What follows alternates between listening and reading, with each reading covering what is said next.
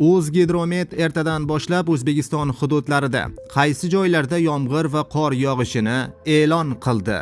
Assalomu alaykum hurmatli tomoshabinlar, tezkor yangiliklardan birinchilardan bo'lib xabardor bo'lishni istasangiz, video rolik ostiga like bosib, kanalga obuna bo'lishni unutmang.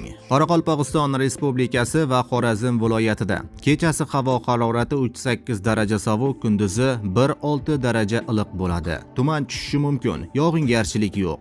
Buxoro va Navoiy viloyatida kechasi havo harorati 0-5 daraja sovuq, kunduzi 5-10 daraja iliq bo'ladi. Yog'ingarchilik bo'lmaydi. Toshkent, Sirdaryo, Jizzax va Samarqand viloyatida havo o'zgaruvchan bo'ladi. Yog'ingarchilik kutilmaydi. Ba'zi joylarga tuman tushishi mumkin. Shamol sharqdan 7-12 metr/sekund tezlikda esadi. Havo harorati 0-5 daraja sovuq, kunduzi 0-5 daraja iliq bo'ladi. Qashqadaryo va Surxondaryo viloyatida havo o'zgaruvchan bo'ladi. Yog'ingarchilik kutilmaydi. Ba'zi joylarga tuman tushishi mumkin. Shamol sharqdan 7-12 metr/sekund tezlikda esadi. Harorat kechasi 0-5 daraja sovuq, kunduzi 7-12 daraja iliq bo'ladi. Andijon, Namangan va Farg'ona viloyatida havo o'zgaruvchan bo'ladi. Yog'ingarchilik kutilmaydi. Ba'zi joylarga tuman tushishi mumkin. Shamol sharqdan 5-10 metr/sekund tezlikda esadi.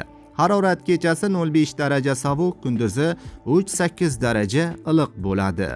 Respublikaning tog'oldi va tog'li hududlarida havo o'zgaruvchan bo'ladi. Yog'ingarchilik kutilmaydi. Ba'zi joylarga tuman tushishi mumkin. Shamol sharqdan 7-12 metr/sekund tezlikda esadi. Harorat kechasi 3-8 daraja sovuq, kunduzi 2-7 daraja iliq bo'ladi.